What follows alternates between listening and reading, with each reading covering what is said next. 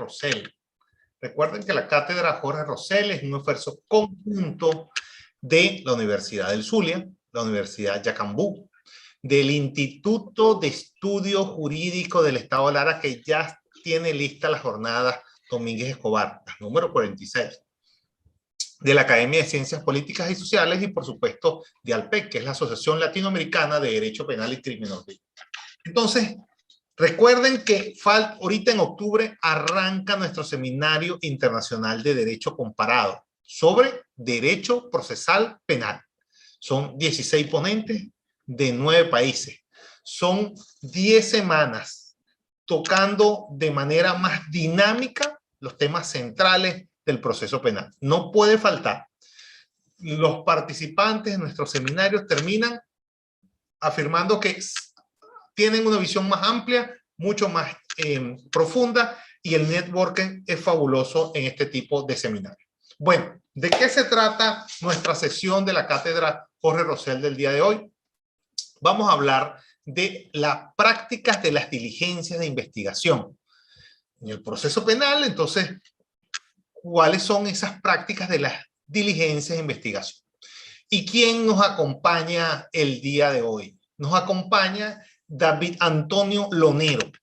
David Antonio Lonero, maracayero, nos acompaña desde Maracay, es abogado de la Universidad Bicentenaria de Aragua, tiene diversos estudios, pero entre eso está, no solo es criminalista, pero además de abogado es magíster en Derecho Penal y Criminología por la Universidad Bicentenaria de Aragua, su alma mater. Es especialista en Derecho Penal Internacional ante la Universidad Latinoamericana y del Caribe, y allí tiene maestrías y hoy es doctorante de Derecho Internacional Público, mención Derechos Humanos ante la misma universidad. Ha desempeñado, tiene su trayectoria docente en varias universidades, ha sido profesor de posgrado, por ejemplo, Universidad Bicentenaria de Aragua, en el tema de criminología, pero además en la Cátedra de Derecho Probatorio, tema que está directamente conectado a esto. Y en la ULAC, o Universidad Latinoamericana del Caribe, maneja materias como terrorismo, derecho internacional de los derechos humanos y derecho penal internacional. De manera que va a ser muy interesante la conversación de hoy con el profesor David Lonero. Recuerden que las reglas del debate van a haber seguro intervenciones, interesantísimas participaciones. Puedes realizarla por aquí en Zoom, puedes realizarla por YouTube, puedes realizarla por Facebook. En cualquiera de los escenarios te pedimos que te identifiques y señales el país del cual te estás conectando para que el ponente pueda tener un mejor contexto al dar su respuesta. Si estás aquí en Zoom, recuerda mantener tu micrófono en silencio y además no compartas pantalla. Bueno, bienvenidos a la Cátedra Jorge Rosell. David, teníamos pendiente este encuentro. Bienvenido. Te pedimos que actives tu micrófono para que puedas iniciar tu intervención. Sí, gracias, Julio Alejandro. Buenas tardes para todos, desde Venezuela transmitiendo para nuestro país patrio y asimismo las personas que puedan vernos pues alrededor de Latinoamérica. Agradezco pues la invitación que me hace la Cátedra Jorge Rosell en la propia invitación de nuestro amigo el doctor Jorge Rosell, y estamos aquí pues precisamente para traer una videoconferencia con un tema un poco álgido, un tema que nosotros quienes nos dedicamos a la defensa técnica de un proceso penal es la columna vertebral de ese proceso. Es lo que nos va a permitir el inicio de una teoría del caso y es lo que nos va a dar, ante un eventual debate oral y público, la victoria como defensor. Pero no solamente nosotros como defensores, desde la solicitud a la práctica de diligencias para el esclarecimiento de los hechos, sino también quiénes son los que están facultados para realizar dichas diligencias, quiénes pueden intervenir de alguna u otra manera en el esclarecimiento de estos hechos a través de dichas prácticas. Para ello debo, sin lugar a dudas, traer a colación el fundamento para la proposición de diligencia. Si nos ceñimos a lo que señala el Código Orgánico Procesal Penal en el artículo 287, repito, artículo 287, palabras más, palabras menos, nuestro Código Penal objetivo nos señala que el imputado y las personas a quienes se les haya dado intervención en el proceso, así como sus representantes, podrán solicitarle al Ministerio Público la práctica de diligencias para el esclarecimiento de los hechos. Ahora bien, es el Ministerio Público el quien debe llevar a cabo, si considera pertinentes y útiles estas diligencias, y en caso que no lo considere, debe dejar constancia expresa de su opinión en contrario, a los fines que nosotros como defensores podamos realizar todos y cada uno de los efectos que correspondan ulteriormente. Entonces, ahora bien, aquí se presenta el propósito o el motivo por el cual decidí realizar esta conferencia o escoger el tema para esta videoconferencia. Señala el artículo 291 del Código Orgánico Procesal Penal que el Ministerio Público puede exigir informaciones de cualquier particular o funcionario público, emplazándolos conforme a la circunstancia del caso a practicar por sí o hacer practicar por funcionarios policiales cualquier clase de diligencia. ¿Qué sucede? Conforme a la norma penal objetiva, nosotros, los defensores, estamos limitados únicamente a solicitar la práctica de las diligencias, mas no estamos facultados para practicar dichas diligencias. Hago mención que en tu presentación has dicho a quienes nos ven y a quienes nos escuchan que aparte de ser abogado soy criminalista. Entonces dejo esta pregunta para el final del segmento. ¿Por qué nosotros, los que también somos investigadores criminales o tenemos algún tipo de estudios titulados por universidades reconocidas tanto en Venezuela como en el extranjero, no podemos practicar nosotros mismos o a través del cuerpo multidisciplinario que nosotros designemos realizar estas diligencias que tienen por objeto esclarecer los hechos, que tienen por objeto individualizar quiénes son los autores o partícipes en la comisión de algún hecho punible? El proceso penal, como bien sabemos, a manera de introito debo repetirlo, puede iniciarse a través de una investigación de oficio, puede iniciarse con la aprehensión en flagrancia de la persona pues que haya sido sorprendida a poco de cometer el hecho o en las cercanías del lugar donde se comete el hecho, y allí en esa respectiva audiencia de presentación, como bien es sabido, se le puede decretar una medida privativa de libertad y es nuestro trabajo entonces solicitar la práctica de la diligencia, pero ¿por qué no también proponer que nosotros practiquemos la diligencia? Esto nos lleva entonces a una pregunta: ¿cuál es la facultad que tiene el Ministerio Público de practicar esas diligencias y a quién le corresponde verdaderamente practicar dicha diligencia? En el artículo 114 del Código Orgánico Procesal Penal señala que corresponde a las autoridades de policía de investigación penal la práctica de dicha diligencia y que las mismas, por supuesto, serán conducentes a la determinación de los hechos punibles, como ya lo refería anteriormente, a la identificación de sus autores o de los partícipes, pero que estará siempre bajo la dirección del Ministerio Público. Se señala de igual forma el deber de informar que tiene el Ministerio Público, donde los órganos de policía, en el caso pues que le hubieran fijado, deberán comunicar al Ministerio Público o al tribunal, cuando sea el tribunal que solicite la prueba o la práctica de la diligencia, respecto al resultado de estas diligencias. También aquí se conlleva lo que es la reserva de las actuaciones, tema que vamos a abordar quizá más adelante. ¿Por qué? ¿Por qué debe realizarse imperiosamente la práctica de las diligencias para el esclarecimiento de los hechos? En principio, es un derecho constitucional que tiene el imputado a la defensa, conforme a lo que señala, como ya lo sabemos, el artículo 49 en su numeral primero de nuestra Carta Magna, pero que al mismo tiempo adjetivamente se encuentra consagrado en el artículo 127, específicamente en el numeral quinto, donde el imputado tendrá, entre otros derechos, pedirle al Ministerio Público la práctica de diligencias de investigación destinadas a desvirtuar las imputaciones que se le formulen.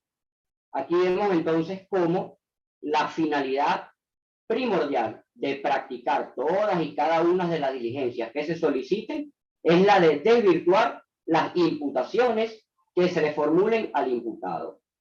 Está de más decir que no se trata en establecer la presunción de inocencia, porque este principio adjetivo se mantiene incólume, el de mantener la presunción de inocencia, sino el de desvirtuar las imputaciones. Esto nos genera entonces esta pregunta, pues, ¿cuál es la finalidad realmente? La respuesta, sin lugar a dudas, desde mi perspectiva, es la de desvirtuar tales imputaciones. Por otra parte, a modo de ejemplo, es propicio señalar también que cuando el imputado declare, en las oportunidades, lógicamente, que el código así lo permita, este podrá explicar todo y cuanto le sirva para desvirtuar las sospechas que sobre él recaigan. Pero al mismo tiempo, el propio imputado, en base a ese derecho que tenga y en base al derecho a declarar, a que él mismo pueda solicitar la práctica de las diligencias que considere necesarias.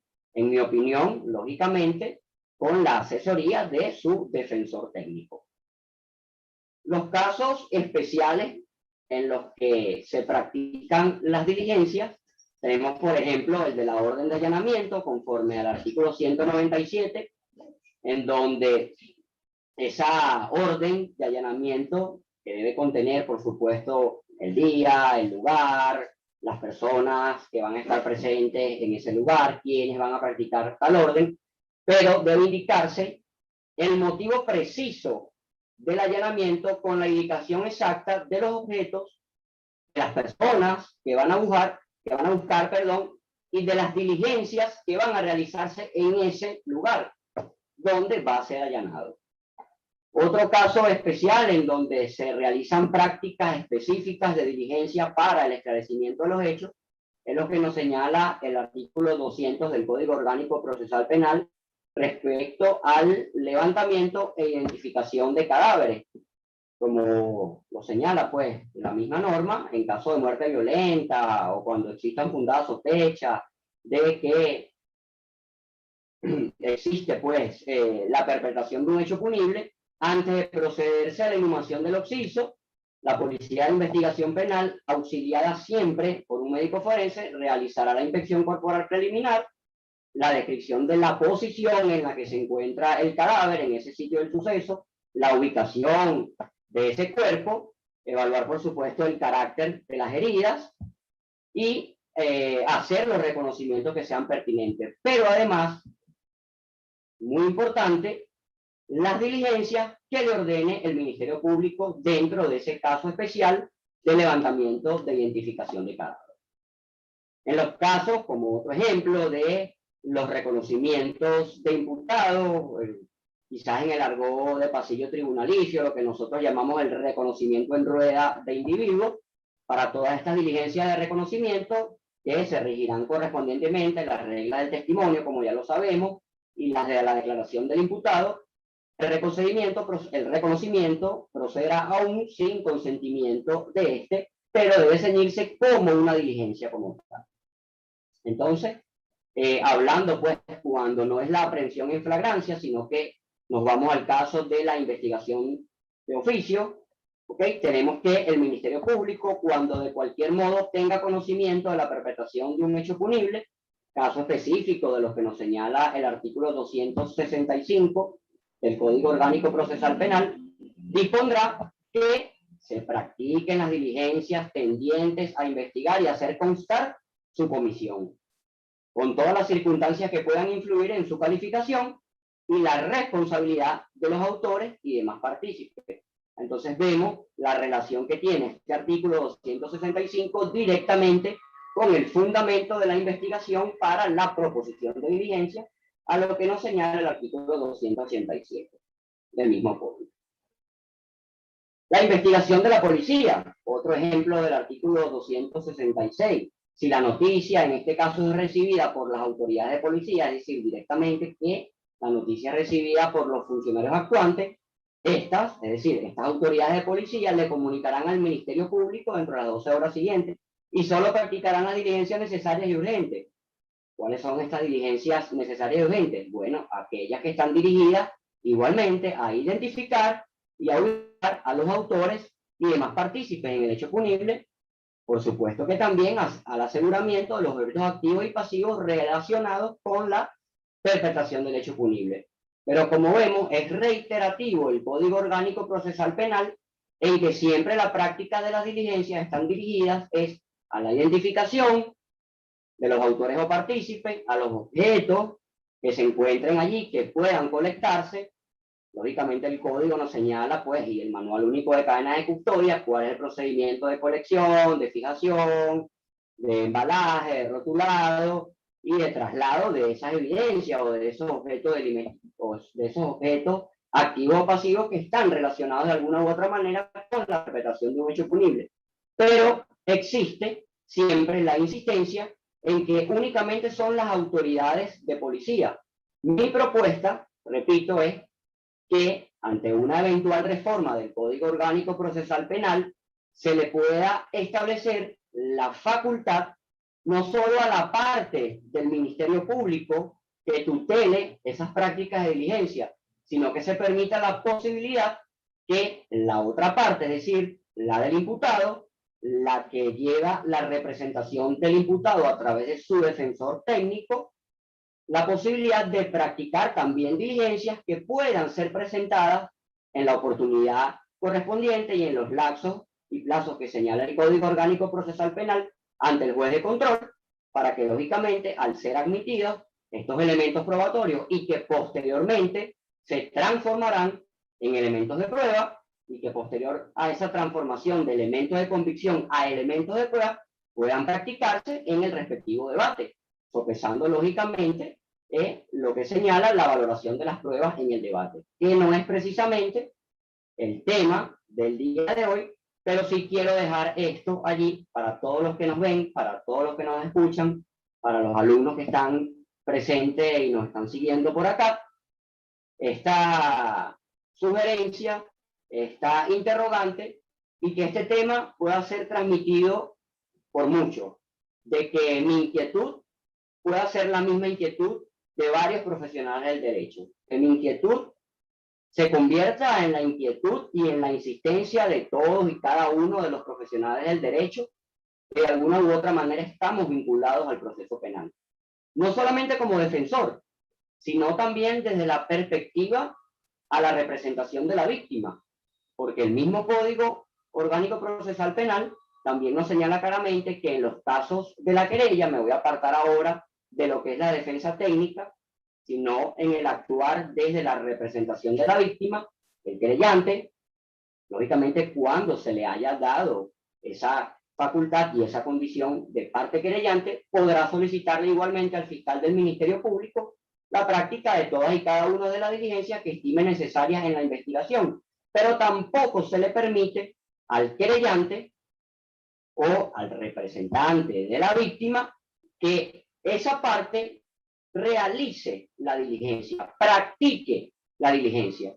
Entonces, ya para resumir, el código únicamente respecto a la práctica de diligencia para la investigación penal o dentro de una investigación penal nos faculta es a solicitar la práctica de la diligencia para la investigación y el esclarecimiento de los hechos, como ya lo hemos mencionado en la tarde de hoy. Creo que pues estaríamos cubriendo la totalidad de la inquietud de mi tema. Quiero cerrar ya dentro de lo que sería el desarrollo de esta investigación con algo sumamente importante, y es que todas y cada una de estas diligencias que se practiquen, una vez que hayan sido solicitadas por quien corresponda y que el Ministerio Público, estimando que sean necesarias, útiles y pertinentes, las practique u ordene su práctica a través de los funcionarios actuantes, a través de los órganos de investigación penal, deben dejar constancia en lo posible en una sola acta con expresión del día en que se efectúa tal práctica de diligencia, la identificación de las personas con la mayor información que se proporciona respecto a la práctica de la diligencia y recordando que dentro de esa misma acta y que, repito, se procurará sea una sola, reúna todos los requisitos que nos señala la norma, esta acta resuma el resultado fundamental de los actos realizados. ¿Para qué? Desde mi perspectiva, bueno, porque es allí en donde ese elemento de convicción, que posteriormente va a ser transmutado y convertido en un elemento de prueba, lleve el contenido de tal diligencia de investigación penal. Que repito, y ya para finalizar, tiene, como se ha dicho, el único objeto, la identificación de las personas que sean autores o partícipes en el hecho y las que puedan permitir desvirtuar su participación en el hecho. Amparado, por supuesto, en el principio y regla fundamental que señala el Código, que el Ministerio Público está obligado no solamente a establecer en el proceso los elementos que nos permitan inculpar a nuestro defendido, sino que el Ministerio Público también está obligado, conforme a lo que señala la norma, en establecer todos y cada uno de los elementos de convicción que también permitan exculpar a quien sobre su espalda lleva el peso riguroso de un proceso penal que, como sabemos, lamentablemente en Venezuela está trastocado por matices que no corresponden al día de hoy llevar. Sabemos lo que nos conlleva un retardo procesal, sabemos lo que conlleva un hacinamiento carcelario, pero la idea es que nuestra voz sea alzada no solamente en la academia, sino detrás de los estrados cuando nos corresponda ejercer una defensa técnica o la representación y asistencia de nuestros patrocinados. Muchísimas gracias, doctor Luis Alejandro Pérez, por esta invitación. Muchísimas gracias al doctor Jorge Rosell, al Instituto Latinoamericano de Derecho Penal y Criminología y a todos y cada uno de los entes que acompañan a realizar estos eventos extraordinarios. Para que nosotros, desde la comodidad de nuestra oficina, desde nuestros hogares, desde el lugar en que nos encontremos, desde la virtualidad, podamos transmitir, podamos difundir y podamos difundir masivamente la academia. Como lo dice nuestro querido colega y amigo, el doctor Carlos Colmenares, que siempre está a mi lado, la academia ante todo. Muchísimas gracias. Gracias, David. Gracias por tu intervención. Ya tenemos algunas preguntas que nos han llegado, que manifiestan el interés que ha despertado tu exposición. Pero antes de dar paso a las intervenciones de los participantes, de nuestro público, queremos aprovechar de saludar, por ejemplo, a la doctora María Alejandra Mancebo, que es la coordinadora de la maestría de Ciencias Penales y Criminología de la Universidad Yacambú, universidad que avala precisamente nuestro Seminario Internacional de Derecho Comparado sobre Derecho Procesal Penal. Este seminario genera una acreditación en esa interesante maestría de Ciencias Penales y Criminológicas. Vemos además que nos acompañan distinguidos profesores. Vemos a José Luis Vega, que está por ahí. Gracias por acompañarnos y ya vimos que estás interviniendo. El profesor Juan Velázquez también nos acompaña, pero vamos a ver, vamos a iniciar porque están llegando las preguntas y no queremos que se pierda ningún comentario.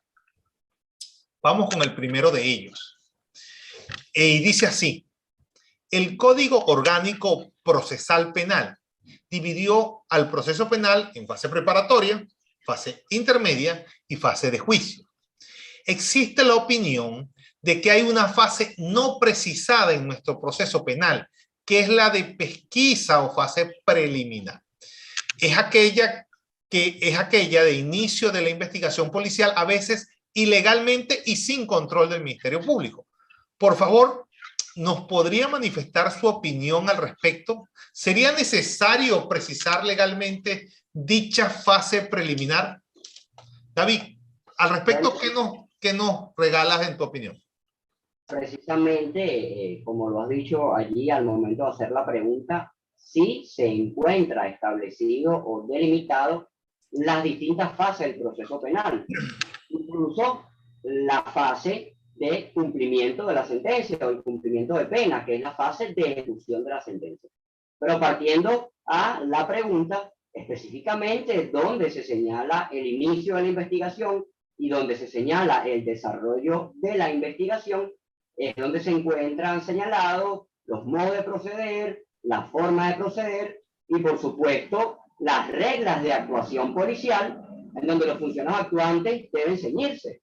Entonces, claramente allí nuestro código nos señala la forma en que debe actuarse, inclusive la obligación que tienen los funcionarios de ceñirse a una cadena de custodia, como lo dije en mi intervención, cómo debe colectar, cómo debe embalar, cómo debe rotular. Entonces, palabras más o palabras menos, allí estamos hablando de desde el punto de vista de la criminalística o de la investigación criminal, es de pesquisa.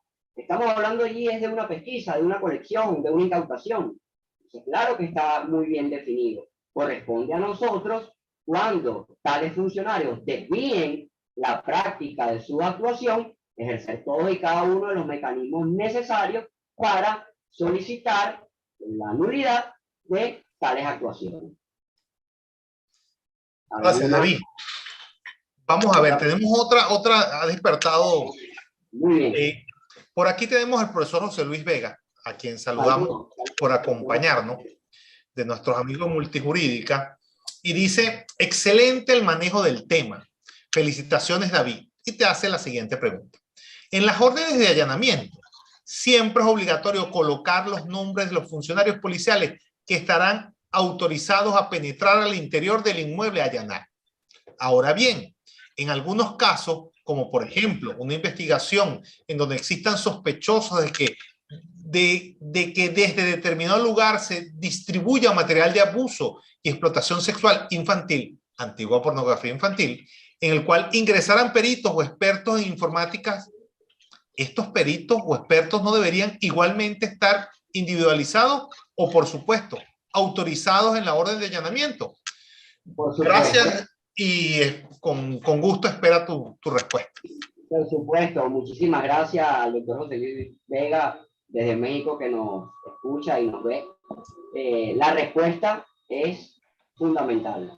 El artículo 197 del Código Orgánico Procesal Penal, específicamente en el numeral 4, nos señala el motivo preciso del allanamiento y la indicación exacta de los objetos o personas que están buscadas, pero también de las diligencias que deben realizarse. Lógicamente, dentro de esa orden de allanamiento debe colocarse quiénes van a ser las personas que van a realizar tales diligencias o que van a realizar la práctica de las diligencias necesarias al esclarecimiento de los hechos y a la colección de los elementos de interés criminalístico que allí van a ubicarse en el lugar que va a ser objeto del allanamiento. Entonces, sin lugar a dudas, mi querido doctor y amigo desde la distancia José Luis Vega, que el fundamento está establecido allí en el artículo 197. Que no se cumpla, es nuestro deber hacer que se cumpla. Gracias por tu respuesta, David. Por aquí tenemos otra intervención. Y dice así, creo que la experiencia que ha descrito en su charla pertenece al área penal. ¿Ha tenido alguna experiencia de investigación en el área civil o laboral? Sí, respondo rápidamente.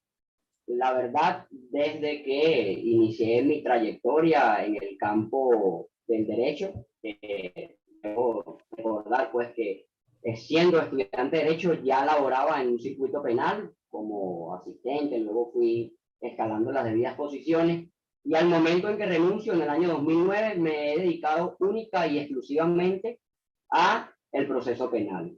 Experiencia como parte que interviene en un proceso civil, ninguna. Experiencia como parte que interviene en un proceso laboral, ninguna. Pero experiencia en asesorar para la práctica de diligencias de investigación en casos civiles, sí, a nivel de asesoría, por supuesto dentro de nuestro escritorio jurídico, el escritorio jurídico Lonero y Asociados, donde contamos con un grupo grande de profesionales que trabajan todas y cada una de las áreas. Son ellos quienes tienen, pero que están bajo, digamos, mi supervisión o mi tutela. Pero, para ser sincero a todos quienes me ven y me escuchan, y específicamente a quien hace la pregunta, nunca he trabajado un caso civil, ni como demandante ni como demandado. Nunca he estado en un caso laboral, ni en defensa del trabajador, ni en defensa del patrón. Siempre en el área penal. Saludamos la incorporación, ya nos extrañaba que no nos acompañaba, el profesor Ángel Serpa. Tarde pero seguro, de manera que siempre está atento a todas las actividades de la Cátedra Jorge Rosell, amigo de la casa. Bueno, otra pregunta nos llega por aquí. Ah, mira, esta es muy interesante. En la cátedra se han pronunciado ya otros ponentes acerca de los actos de investigación en los cuales se involucra a la persona del imputado, como en exámenes de sangre o reconocimiento en rueda de persona. Nos gustaría saber tu opinión acerca si esos actos pudieran ser realizados sin el consentimiento del imputado. Para responder de forma contundente, no. Señala el propio código que no podrán practicársele al imputado ningún tipo de exámenes que atenten contra su moral, contra su honor, contra su reputación, pero siempre que él manifieste su consentimiento. Gracias. Mira. Quiero aprovechar, Quiero aprovechar de enviarle un saludo también al doctor y amigo Ángel Serpa, que recién veo que está aquí entre los participantes. Vaya desde Maracay, doctor, mi abrazo fraterno para usted. Llegó y llegó saludando, no te preocupes que te mandó saludos. Mira, tenemos una intervención de Leonor Piñeiro. Se conecta desde aquí, desde la Cátedra Jorge Rosell, desde Zoom. Buenas tardes, doctor Lonero. Felicitaciones. De acuerdo a su propuesta, ¿podría dar ejemplos de aquellas prácticas de diligencia que podrían ser realizadas por el imputado o la defensa técnica? En tales casos, ¿no se estaría creando un desorden procesal? Sí. Sé que el tema es controvertido, pero lo planteo desde la siguiente perspectiva. Si el Ministerio Público comisiona como parte del proceso penal a los órganos de investigación para que realicen una inspección técnica, ¿por qué nosotros, los defensores, que contamos también desde nuestros despachos o desde nuestros asociados con un equipo multidisciplinario de asesores técnicos en criminalística, de licenciados en investigación penal, que contamos con titulados en criminalística, y por qué no decirlo también, con especialistas en investigación penal? Porque nuestro equipo no pueda practicar una inspección técnica en el sitio de suceso y que la misma sea presentada a quien corresponda para que luego se realice la ponderación entre la que propone la representación del imputado y la que propone el Ministerio Público, que en todos los procesos penales actúa como representante de la vindicta pública, bien sea para garantizarle los derechos al Estado, que sería una parte, o para garantizarle los derechos de intervención a la víctima, que sería la otra parte. Entonces, estamos viendo cómo esa práctica siempre va a recaer es bajo la dirección del Ministerio Público, que es una parte. Lo entendemos.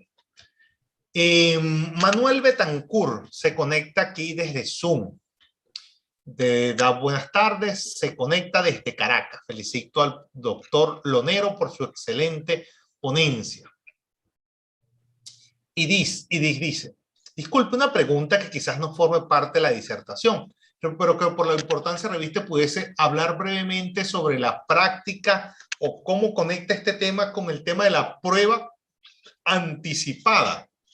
¿En qué medida este tema podemos conectarlo, David, con el tema de la prueba anticipada? Y así satisfacemos esa duda que nos trae Manuel Betancourt. Lógicamente eso se encuentra vinculado. Para la prueba anticipada, en este caso, puede el Ministerio Público solicitarle al juez de control la práctica de esta actuación, como también puede el defensor, a través de su, o el imputado, a través de su representante, que es el defensor, a través de su defensa técnica, la práctica de alguna prueba anticipada, cuando exista pues el temor fundado que a futuro tal prueba no pueda ser practicada. Allí mi opinión personal es que, tal como lo señala el Código Orgánico Procesal Penal, si ha desaparecido ese obstáculo para que la prueba a futuro pueda reproducirse, debe tomarse el testimonio, en el caso del testimonio, cuando se realiza una prueba anticipada para tomarle el testimonio a niños, niñas o adolescentes, o para tomarle el testimonio a una víctima sobre quien se tenga el temor que no va a poder comparecer a un eventual debate oral. Si ha desaparecido esa imposibilidad, debe comparecer. Pero, indudablemente, puede ser solicitada tanto como por la representación de la defensa y tanto por la representación de la víctima.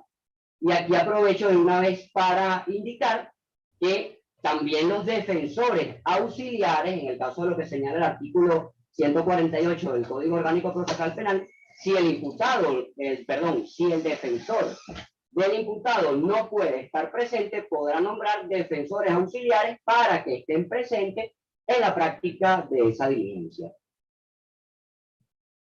David, tú sabes que no podemos tener una cátedra Jorge Rosell sin una pregunta de Ángel Serpa, y esta no es la excepción.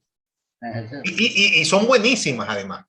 Mira, aquí te manda un saludo Ángel y te trae esta pregunta de laboratorio. Dice, David, en tu criterio, si hay una doble o triple situación de procesados por el mismo hecho, pero cada uno con su propia jurisdicción, por ejemplo, uno es menores, otro es de un funcionario público y un tercero de jurisdicción ordinaria. La pregunta, ¿los actos de investigación aún no ofertados como prueba pueden servir a las tres acusaciones? Bueno, indudablemente, desde mi opinión, considero que sí. La dificultad se va a presentar en el momento en que la parte que tenga la cualidad o la facultad para presentarlas o para proponerlas pueda hacerlo. Porque si estamos hablando de procesos separados que llevan lapsos separados, si yo tengo la diligencia ya practicada con un resultado y aún está vigente la oportunidad procesal en aquel proceso de presentarla, siempre que sea útil, necesario y pertinente, por supuesto que podría yo proponerla, porque ya tengo el resultado de tal diligencia.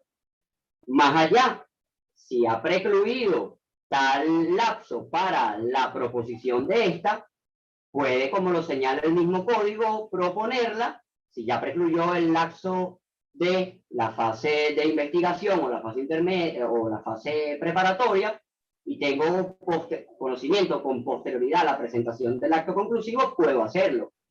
Si ha precluido también la fase intermedia y me encuentro en una fase de juicio, bien pudiera el defensor o quien haga sus veces o a quien corresponda presentar tal diligencia que ya está convertida como tal de un acto de investigación a un elemento de prueba, puede por supuesto promoverla como prueba complementaria o como nueva prueba. Pero repito, esto solo sí, y solo sí podría realizarse si el lapso procesal me lo permite para que no sea declarado extemporánea su proposición, perdón. Bueno, David, de verdad que has logrado dar respuesta a todas esas inquietudes. Eso evidencia tu manejo experto de la temática, pero no queremos que te vayas sin una reflexión final. Aquí no podemos cerrar una cátedra Jorge Rosell sin una reflexión final.